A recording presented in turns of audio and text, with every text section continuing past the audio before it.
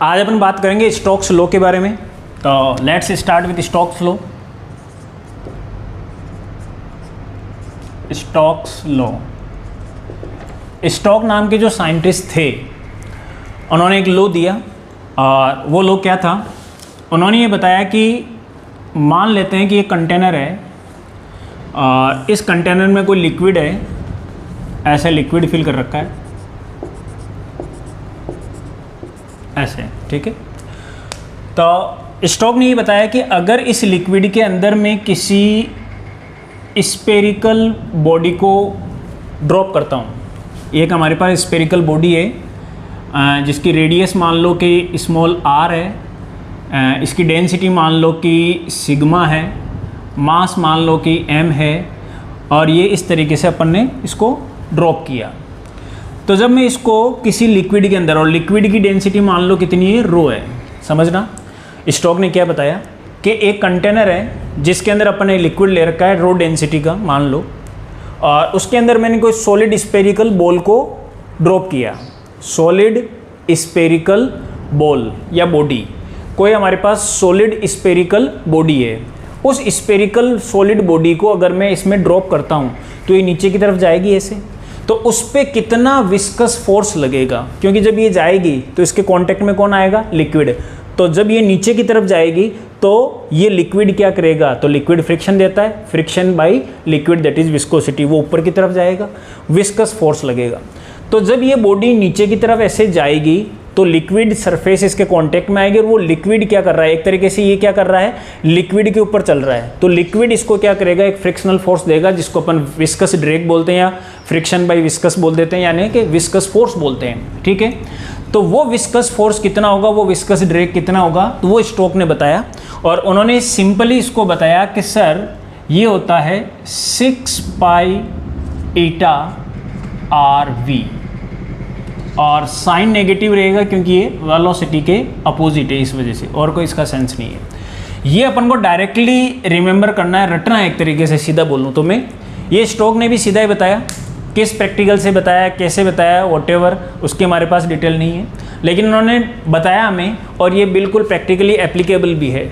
तो उन्होंने बताया कि अगर मैं किसी सॉलिड स्फेरिकल बॉडी को किसी लिक्विड में अगर ड्रॉप करता हूं तो उस कंडीशन में वो लिक्विड उससे चिपक जाएगा और उस पर एक विस्कस ड्रैग देगा, यानी कि विस्कस का फ्रिक्शन लगेगा, यानी कि विस्कस फोर्स लगेगा।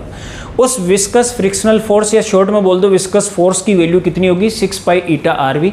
6 पाई कॉन्स्टेंट है, ये कोफिशिएंट ऑफ विस्कोसिटी, ये रेडियस है और ये वेलोसिटी है, ठीक है। अब ध्यान से देखें तो ये एक्चुअल में जो वेलोसिटी है इसका क्या होगा, अब समझना इसको ध्यान से, कि अगर ये बॉडी ऐसे नीचे जा रही है, अगर ये बॉडी ऐसे नीचे जा रही है तो इस बॉडी पे टोटल कितने फोर्स लगेंगे? मान लो ये बॉडी यहाँ पहुँच गई, अभी तो विस्कस ड्रैग लगे नहीं रहा, विस्कस ड्रैग कब लगेगा? वो विस्कस ड्रैग तो लगता है, यानी कि विस्कस जो फ्रिक्शन है वो कौन लगाएगा? लिक्विड लगाएगा, जब ये लिक्विड में आएगा। तो मान लो ये बॉडी यहाँ आ गई, यहाँ आ गई, अब इस पर कितने फोर्सेज लग रहे हैं वो देखो। तो नो डाउट इस पर एक तो फोर्स लग रहा है नीचे mg, एक लग रहा है mg, और क्या लग रहा है? तो सर ऊपर लग रहा है एक बाइंड फोर्स FB, और क्या लग रहा है? तो no doubt sir buoyant force के अलावा इस पे क्या लग रहा है? विस्कस फोर्स लग रहा है, दैट इज FV। थोड़ा शॉर्ट में लिख रहा हूँ, समझने की कोशिश करना। ये रहा हमारे पास, ठीक है। तो सर जब ये बॉडी इसमें लिक्विड में आ गई तो क्या क्या लगा इस पे? तो लिक्विड में आते नीचे mg तो लग ही रहा है, वो तो ऊपर भी लग रहा था, अब भी लग रहा है, नो डाउट। उसके अलावा लिक्विड में आते ही बाइंड फोर्स लग गया, और विस्कस जो अपना लिक्विड है उस लिक्विड ने क्या किया? एक फ्रिक्शनल फोर्स लगा दिया, दैट इज विस्कस फोर्स। तो ये तीन चीज़ें लगी। अब ध्यान से देखने वाली बात क्या है कि ये mg है, इस mg की वजह से ये बॉडी लगातार नीचे जा रही है। नीचे जाने का मतलब क्या हो रहा है? इसकी डेंसिटी नो डाउट ज़्यादा है, ये बॉडी लगातार नीचे जा रही है, इस mg से ये बॉडी लगातार नीचे जा रही है। पहली चीज़, नीचे जाने का मतलब क्या है कि सर वाटर की डेंसिटी, इस लिक्विड की डेंसिटी कम है, बॉडी की डेंसिटी ज़्यादा है, यानी कि यहाँ लिखें तो सिग्मा ग्रेटर देन रो है। समझना क्या समझा रहा हूँ, कि इस mg की वजह से ये लगातार नीचे जा रही है। नीचे जाने का क्या सिग्निफिकेंस है कि इसकी डेंसिटी ज़्यादा है और लिक्विड की डेंसिटी कम है, इसलिए नीचे जा रहा है। अच्छा, इसके साथ साथ क्या होगा, इसकी वजह से जब ये नीचे जाएगा तो इसकी वेलोसिटी लगातार इंक्रीज होगी, लगातार नीचे जा रहा है तो लगातार वेलोसिटी इंक्रीज होगी। वेलोसिटी जब इंक्रीज होगी तो क्या होगा, तो यहाँ देखो अगर ये वेलोसिटी इंक्रीज होती है तो ये विस्कस फोर्स जो है ये भी इंक्रीज होगा, ये विस्कस फोर्स भी इंक्रीज होगा। तो एक टाइम ऐसा होगा कि वेलोसिटी बढ़ते बढ़ते बढ़ते क्या हो जाएगा, ये वेलोसिटी बढ़ते बढ़ते ये वाला फोर्स बढ़ जाएगा, ये फोर्स बढ़ते बढ़ते यानी कि इन दोनों का जो सम होगा वो इस फोर्स के बराबर हो जाएगा। क्या मतलब कि सर ये वाला फोर्स कांस्टेंट है, बाइंड फोर्स कांस्टेंट है, लेकिन एफ वी यानी कि लगने वाला विस्कस फोर्स वेरिएबल है, क्योंकि वेलोसिटी बढ़ रही है तो फोर्स बढ़ रहा है। तो ये बढ़ता बढ़ता एक टाइम ऐसा आएगा कि ऊपर लगने वाले टोटल फोर्स नीचे के बराबर हो जाएंगे, तो नेट फोर्स जीरो हो जाएगा, जितना ऊपर उतना नीचे। नेट फोर्स जीरो होने का मतलब बॉडी सेम स्टेट में रहेगी, यानी कि कांस्टेंट वेलोसिटी से नीचे आएगी। उस वेलोसिटी को बोलते हैं टर्मिनल वेलोसिटी। क्या बोलते हैं उसको, terminal velocity, terminal velocity VT. ठीक है, वो अपन कैलकुलेट करते हैं। कॉन्सेप्ट समझ में आया होगा कि सर लगातार इसकी वेलोसिटी बढ़ रही है लेकिन एक टाइम बाद में वेलोसिटी कांस्टेंट हो जाती है।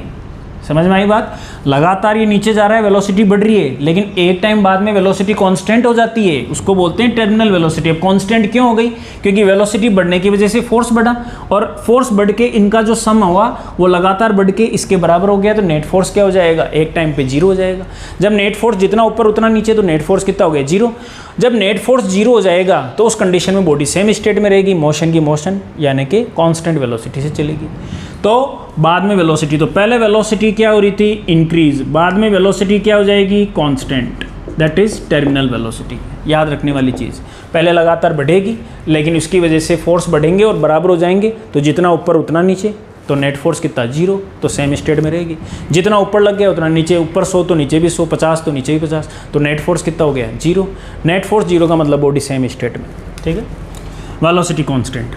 इसको कैलकुलेट करते हैं तो देखना जरा ध्यान से। तो ऊपर क्या लगा, एक तो लगा सर एफ बी, एक क्या लगा एफ वी, नीचे क्या लगा एम जी। सॉल्व कर लो बस इसको। बाइंड फोर्स कितना होता है, that is M G.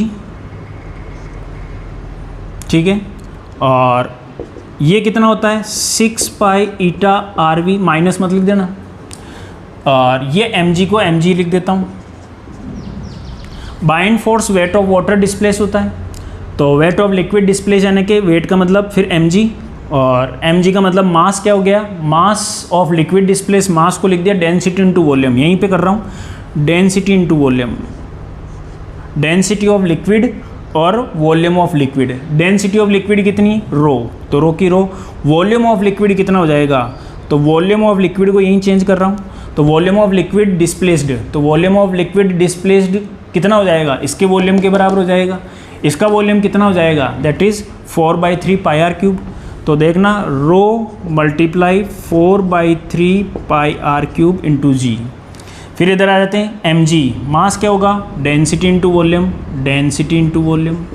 Density किसकी, एम जी इसकी, तो इसकी डेंसिटी कितनी थी, सिग्मा, सिग्मा। वॉल्यूम कितना 4/3 pi r cube, 4/3 pi r cube.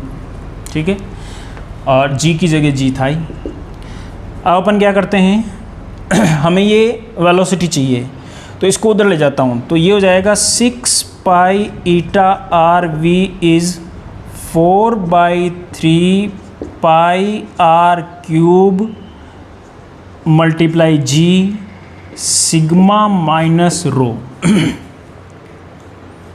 ये उधर चला गया पूरा का पूरा ही। ठीक है, इसके बाद में देखना ज़रा ध्यान से, पाई से पाई गया और आर से एक आर गया, आर स्क्वायर बच जाएगा, और वी अपन को निकालना है, ये हो जाएगा 2 3 और ये 2 2। यहाँ से वी निकालता हूँ तो देखो क्या बच गया, इधर बच गया 2, इधर हो गया 3 3 9, इधर बन गया हमारे पास r square g sigma minus rho, और इधर क्या बच गया ईटा, ईटा 3 पे ले चला गया था, ये चला गया, ईटा आ गया, आर कैंसिल वी। ठीक है, ये हमारे पास फॉर्मूला है भाई, ये टर्मिनल वेलोसिटी। ठीक है, तो ध्यान से देखें क्या हो गया, 2/9 r² sigma minus rho upon eta. Formula learn कर सकते हैं तो याद रखना है, अगर पॉसिबल है तो रख लें, अदरवाइज कॉन्सेप्ट है पूरा का पूरा ये इधर चला जाएगा और आ जाएगा आंसर। ठीक है, तो यहाँ पर जब भी अपन वेलोसिटी दे रखी होती है अपन को, तो वो टर्मिनल वेलोसिटी होती है, याद रखना, क्योंकि वेलोसिटी लगातार इंक्रीज होती है तो कौन सी रखेंगे, तो नो डाउट ये टर्मिनल वेलोसिटी होती है। ठीक है, तो ये था हमारे पास स्टोक्स लॉ और टर्मिनल वेलोसिटी का कॉन्सेप्ट। नेक्स्ट वीडियो में अपन बात करेंगे PYQs of the surface tension, surface energy and viscosity.